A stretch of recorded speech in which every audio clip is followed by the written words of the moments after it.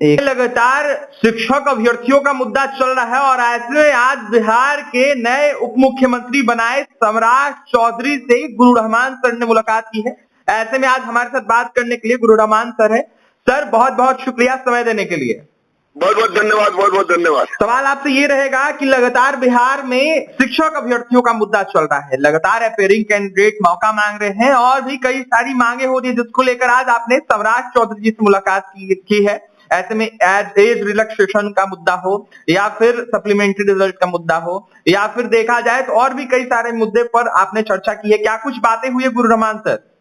मैं तो 6 बजे ही चला गया था, मुझे नहीं पता था कि आज नॉमिनेशन है 2 राज्यसभा के सदस्य का, एक भीम सर का और एक आपको रमशिला मैडम का। लेकिन उसके बावजूद भी सम्राट सर ने, जो कि जिनको मैं भैया कहता हूँ, उन्होंने बहुत जबरदस्त अच्छा मौका दिया और उनके कार्यालय में बात हुई। तो सबसे पहले बात हुई कि जो सीटेट और स्टेट अपेयरिंग है उनको अपेयरिंग वाले को मौका दिया जाए।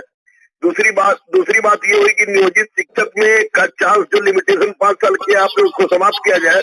और तीसरी सबसे बड़ी बात हुई कि नियोजित शिक्षक को राज्यकर्मी का दर्जा बिना किसी शर्त दिया जाए और साथ ही साथ जिनका एज लैप्स हो गया एज में रिलैक्सेशन दिया जाए। और साथ ही साथ बीपीएससी लेती है, रेगुलर परीक्षा लेती है, उसमें कोरोना कारण 3-4 साल के अंदर के कारण बहुत सारे बच्चों का एज लैप्स हो गया था। तो मैंने कहा कि हर स्टेट में 20 स्टेट में एज को बढ़ाया गया है, तो आप भी स्टेट एज को बढ़ाया जाए। और माननीय सम्राट चौधरी भैया ने निश्चित रूप से बहुत गहनता से विचार किया, सोचा और उन्होंने आश्वासन दिया है।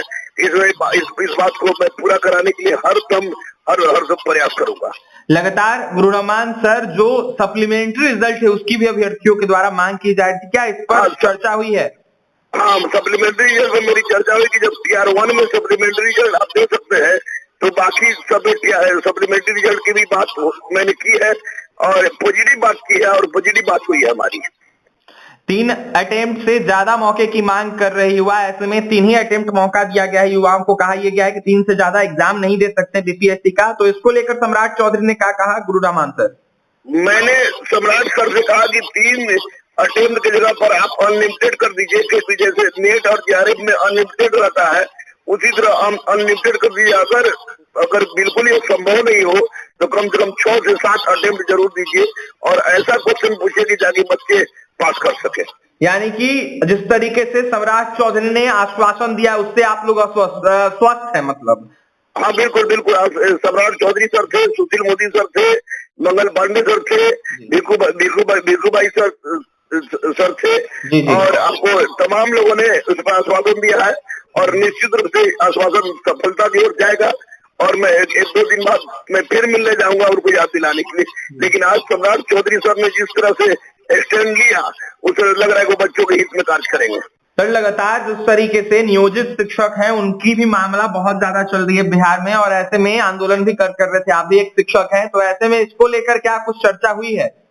हाँ, मैंने कहा सम्राट चौधरी सर से कहा, तो सम्राट चौधरी सर ने कहा कि नियोजित शिक्षक के लिए हम लोग बहुत गंभीर है, लेकिन आप नियोजित शिक्षक को बोलिए कि किसी प्रकार का हिंसक प्रदर्शन या रोड पर आने जाने की आवश्यकता नहीं है। मैं उनके बारे में हम लोग गहनता से सोच रहे हैं। नियोजित शिक्षक के बारे में भी मैंने चर्चा की है। अंतिम में जाने से पहले सर उन युवाओं को क्या कहिएगा, उन अभ्यर्थियों को क्या कहिएगा जो लगातार मांगे कर रहे हैं?